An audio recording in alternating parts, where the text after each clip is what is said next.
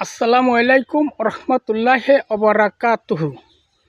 কিছু মানুষ বলে মহিলাগো অধিকার দিনেই ঠিক মতন দিনেই, এই যে কথাটা, এইটা স্বাধীনের পরেতে মনে হয় আমার কাছে একদম সর্বপ্রথম এই অধিকারটা দিছে।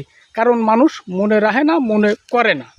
যেমন ধরেন, এই যে যখন দেশ স্বাধীন হওয়ার আগে মাতৃভাষা নিয়ে যে আন্দোলনটা করেছে, বহুত মানুষ মারাও গেলেও সেই জায়গা কলাম প্রথম স্লোগান ছিল মাতৃভাষা মায়ের ভাষা। এই জায়গা যদি অধিকার না দিত তাহলে তো ওখানে বলতো মার ভাষা বাপেরও ভাষা, বাপের ভাষা কলাম কোনো জায়গা উল্লেখ করা নেই, মায়ের ভাষা এই কথাটা বলে। তা এই জায়গাতেই তো মনে হয় কি পরিমাণ প্রচুর অধিকার দেওয়া হয়েছে। আর এই মহিলারা খালি অধিকার নেই, অধিকার পায় নেই, এই নিয়ে যত চিল্লিয়ে ফাল্লা করে।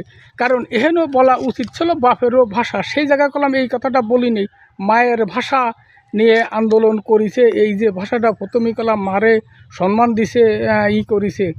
কিন্তু এটি তাই মহিলারা যদি বলে আমরা কিছু পাই নেই, আমাকে কোনো স্বাধীনতা নেই, এই কথাটা সম্পূর্ণ ভুল। আর ভুল আরেকটা হচ্ছে, মহিলারা সমান অধিকার পাবে না, মহিলারা পাবে হচ্ছে ন্যায্য অধিকার।